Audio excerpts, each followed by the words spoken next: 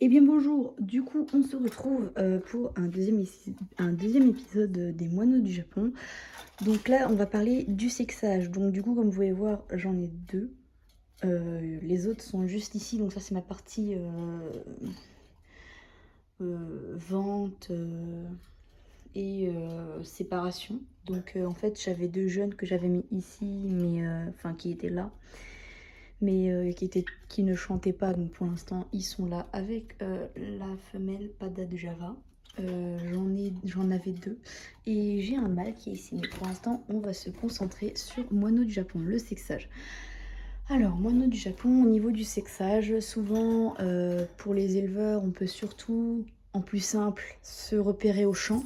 Le moine du Japon, quand il va chanter, il va bomber le torse, le ventre, entre guillemets, il va devenir extrêmement gros et ça va s'affiner au niveau de la gorge et de la tête, ce qui va être assez, euh, on va dire, rigolo, mignon, enfin, ça dépend de ce que chacun peut penser. Mais c'est comme ça souvent qu'on les repère. Donc là, on voit que c'est leur taille normale, mais en fait, là, dites-vous, le torse, le ventre, il va doubler, tripler de volume, il va devenir, enfin, il va devenir gros. La tête, la gorge et la tête va être affinée et puis ils vont chanter. Donc devant on a la femelle avec l'aile blanche et derrière on a le mâle. Voilà. Donc au niveau du sexage, le chant. Souvent ça va être ça. Sinon principalement nous avons ceci. Le sexage du moineau Japon, ce qu'on peut tous trouver sur internet, hein, faut pas non plus, voilà. Donc vous prenez la femelle à la base du cou, donc le corps dans le vide, hein, faut pas qu'il se tienne à vous. Et vous regardez si la tête, si la queue est droite, c'est que c'est un mâle. Et si la queue est vers l'arrière, c'est une femelle. Voilà. Alors ensuite nous avons la ligne. Donc sauf que moi, chez mon mâle, j'ai remarqué que les yeux sont largement un peu au-dessus de la ligne et pourtant il chante, quoi. Alors donc du coup, et la femelle souvent donc ça va être l'œil au-dessus du bec et le mâle en plein dans la ligne. Mais moi sinon ce que je fais c'est que je regarde mon mâle et ma femelle et je regarde lequel a la tête la plus plate. Donc par exemple là on voit que la femelle en bas elle a la tête plate tandis que, j'ai envie de te mettre devant trop du cul. Le mâle, là, il a la tête un peu plus ronde. Quoique si, il a bien la tête, enfin, il a bien... Oh, bon, il a un peu les yeux au-dessus hein, du bec hein, quand même, mais il a la tête assez ronde. Ouais. Mais, et après, le dernier, c'est la pendule. Mais ça, je connais pas, mais je crois que c'est quand ça fait ça, en fait. Donc, tac, tac, tac. Et en fait, soit ça va faire un mouvement circulaire chez la femelle, donc elle va faire comme un cercle. J'ai jamais expérimenté celui-là. Et sinon, bah, le mâle, ça va être du va-et-vient latéral, donc d'avant en arrière. Voilà. Mais souvent, il faut se repérer au chant. Le chant, c'est le principal. Donc moi, mon mâle, il chante. Je l'ai entendu chanter 1 à 2 fois, donc c'est déjà bien. D'accord. Et du coup, voilà. Donc au niveau du sexage, c'est ça. Donc comme vous pouvez voir, j'ai remodifié légèrement ma cage pour j'ai préparé à la saison de reproduction et puis qu'ils ont plus d'espace pour voler. Donc nous avons 4 nids pour 4 espèces, bien sûr. Et une petite barrière parce que sinon ils vont se chamailler dans les nids et c'est infernal. De la pâtée d'œuf, c'est hyper important pour la reproduction, ça aide les femelles. En haut, en plaisir, moi ce que je mets c'est des petits gelées qu'on peut trouver pas cher dans les JMT, genre on les a pour, je sais plus à combien je les ai eu, on va dire 5 € max environ.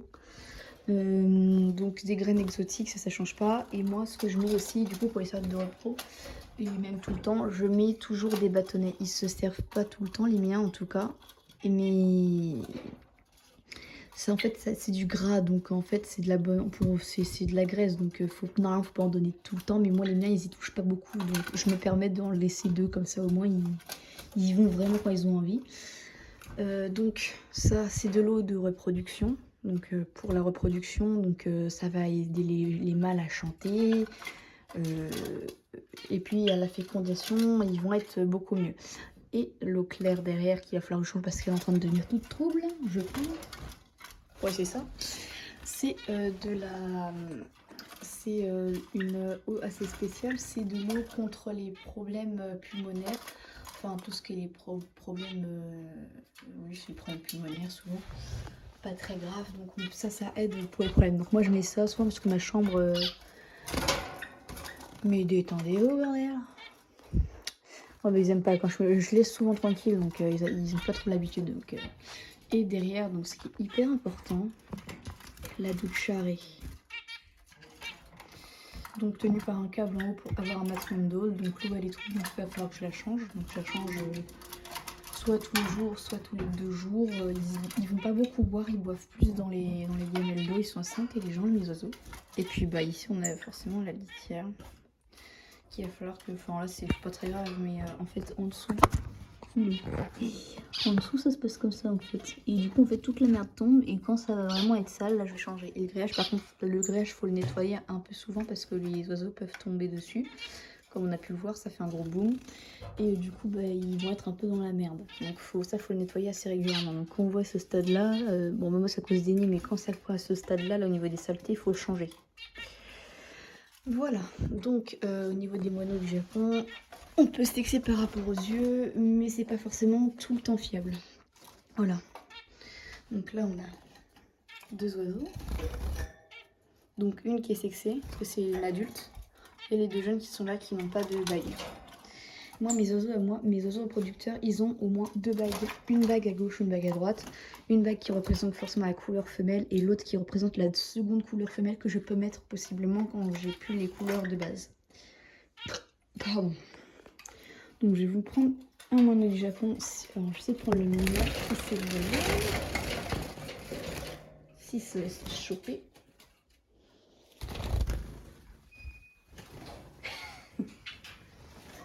J'attends qu'il se calme un peu.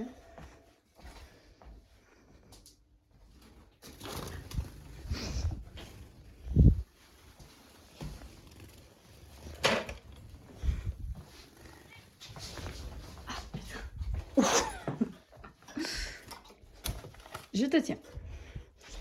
Donc hein, je vais laisser lui, donc lui je lui laisse toutes ses plumes parce que je vais laisser à tout le monde les plumes repousser. Donc un mâle, si on prend par le cou, voilà. Donc lui il a la queue. Vous voyez, même là c'est pas forcément fiable. Vous voyez, on va dire qu'elle est à peu près droite. Hein. Donc moi c'est des bagues que je préfère mettre parce que je trouve que les bagues en... Arrête, dégage.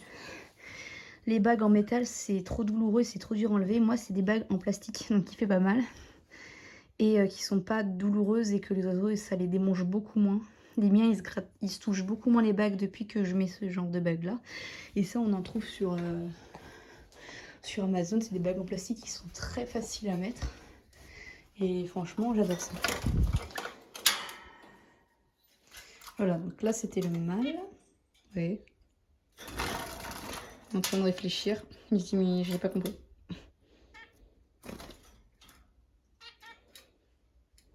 Il a chaud là, il est en train de réfléchir.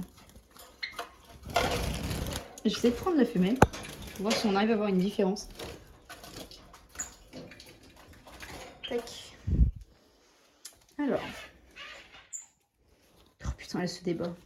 J'ai toujours l'impression que moi c'est les femelles qui se débattent le plus. Voilà, voilà. Donc là la femelle, vous voyez, on tient droit. C'est extrêmement en arrière. Donc je suis pas trop longtemps parce que ça leur fait mal. Donc vous voyez, violette et rose c'est les couleurs de base pour les femelles. Et après je mets blanc en plus. Donc les femelles c'est toujours dans ces termes là que je prends. Donc en fait les femelles c'est violet, rose, orange. Alors, ouais c'est ça. Violet, rose, orange, blanc et jaune. Et les mâles c'est plus dans le bleu, le gris, le rouge et bleu clair, bleu foncé et vert. Voilà, donc ça c'est mes termes de couleur à moi que je prends. Donc je vais vous montrer rapidement, en profiter un petit peu. Donc ça c'est mon espace oiseau qui est assez petit. Hein. Ça fait très bien ça. Alors, qu'est-ce que c'est comme type de bague? Donc, c'est des bagues de type plastique qui sont, je trouve, moi, indolores pour les oiseaux. Bah, tiens, le restant de bague. Alors, je vais vous montrer ça. Donc ça c'est une bague déjà rien qu'en plastique. Rien qu'en plastique, dites-vous, pour retirer, c'est chiant. Mais alors, dites-vous, les bagues en métal, la femelle Pada, là, donc, qui est par là-bas, je vais vous montrer après. Elle, par contre, je l'ai blessée légèrement à plusieurs reprises par accident à cause de la bague en métal. Parce que quand tu es un éleveur, ce qui serait bien, c'est que toi, tu mettes les bagues que tu as envie de mettre. Donc voilà. Donc j'ai dû construire un truc moi-même pour qu'elle reste calme et qu'elle ne bouge pas. Donc c'est, vous savez, comme les sortes de capuchons qu'on met sur la tête des aigles là pour qu'ils ne voient rien. Et ben j'ai fait la même chose. Donc elle pouvait respirer, mais elle ne pouvait pas voir. En fait, je glissais la tête, là, j'ouvrais comme ça. Je glissais la tête et je refermais ça derrière la tête. Donc c'est plus pour les gros oiseaux de type Pada. Et du coup, il y a un petit trou pour respirer devant. C'est un petit trou, mais ça n'empêchait pas de respirer. Et c'était le temps, parce que c'était une opération qui était très longue. Dites-vous, j'ai mis environ 1 heure à retirer la bague. Franchement, c'était très long. Donc, comment ça fonctionne? Donc là, vous avez la bague. Vous la glissez comme ça. Et vous faites coulisser. Donc moi, je vais être de mes mains parce que j'ai pas d'ongles. Comme ça, vous voyez.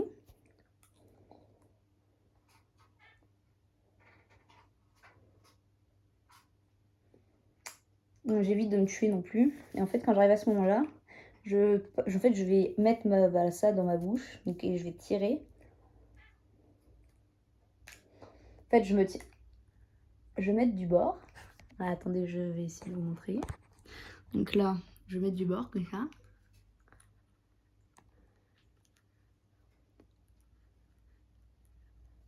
C'est pas très hygiénique, je le sais, mais j'ai pas d'ongles. Et je suis nulle pour certaines choses. Donc là, il faut bien le mettre au bord.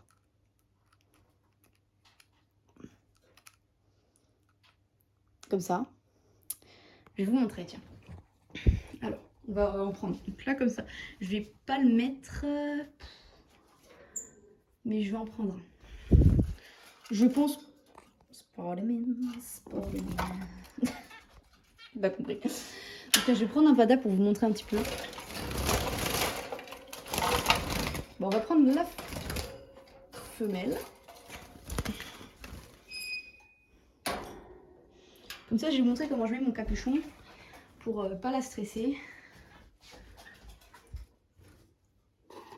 Voilà. Ah. Ah. Non.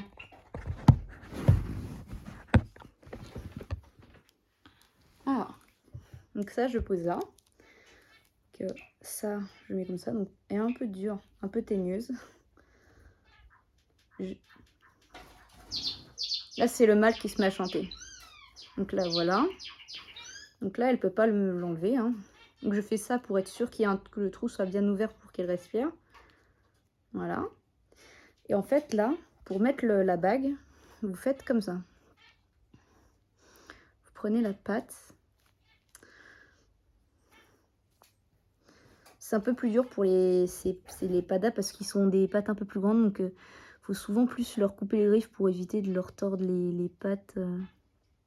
Enfin, attention aussi quand vous coupez les griffes de vos oiseaux. C'est bien, en fait, c'est bien de leur couper les griffes, surtout quand ils ont des œufs, ça évite qu'ils les percent par accident. Et voilà, donc là, vous tournez tout doucement. Le but, c'est de pas de forcer, il faut que ça coulisse tout seul. Et une fois que vous avez vraiment dépassé, on va dire, la cheville de l'oiseau, là, vous poussez, et en fait, il va sortir tout seul. Et après, vous retirez tout doucement, hein, sans lui faire mal. Voilà. Moi, j'ai pas eu besoin de trop lui couper les griffes, juste pas celle-là, mais c'est plus ce mâle qui avait les griffes extrêmement longues. Et vous voyez, donc là, j'ai posé la femelle. Elle va pas forcément vouloir bouger.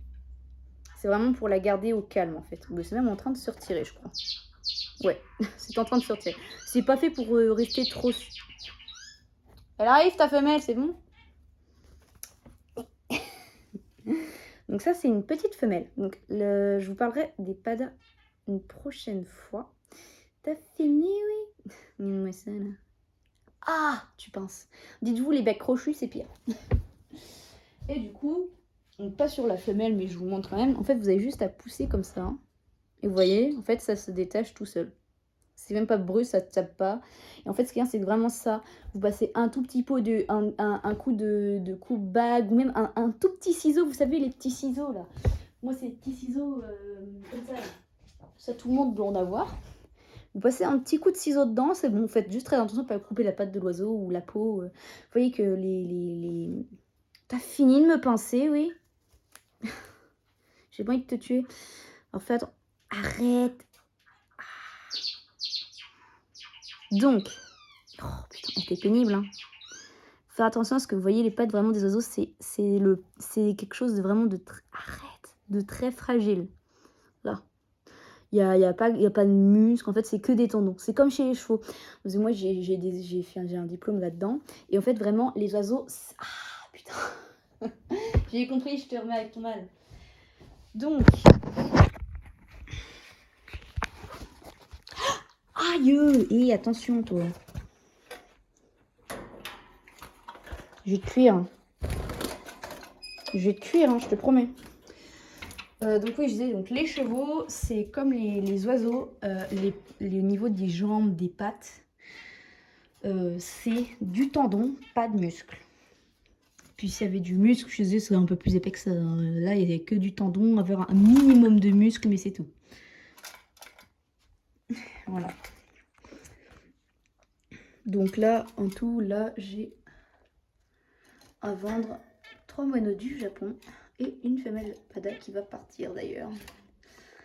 Donc voilà. Putain, elle m'a pincé le pouce. Faites attention parce que quand même si c'est du bec droit, ça pince. Et certains, s'ils pincent assez fort, ils peuvent même vous percer la peau. Faut faire attention. Enfin, percer légèrement quand ça pince, le doigt devient rouge. Alors moi j'ai un, c'est que j'ai des oiseaux dans une pièce où j'ai un chaton. Elle pourrait les bouffer à tout moment, hein. Mais ça va, c'est bien sécurisé. Là, d'ailleurs. Tac. Donc franchement ça, sur Amazon, vous cherchez bien, vous cherchez un truc qui ressemble à ça. Donc, comme ça, enfin ça sera pas complètement comme ça, mais vous cherchez un truc similaire à ça. Donc en fait là, vous voyez, c'est rond. Il n'y a pas d'ouverture, mais c'est genre que de ce côté-là. Voilà. Donc voilà. Donc, et moi, du coup, si la personne ne veut pas garder la bague, ce que je peux faire, je peux couper, mais souvent, je demande de laisser la bague parce que pour le sexage, c'est beaucoup plus facile.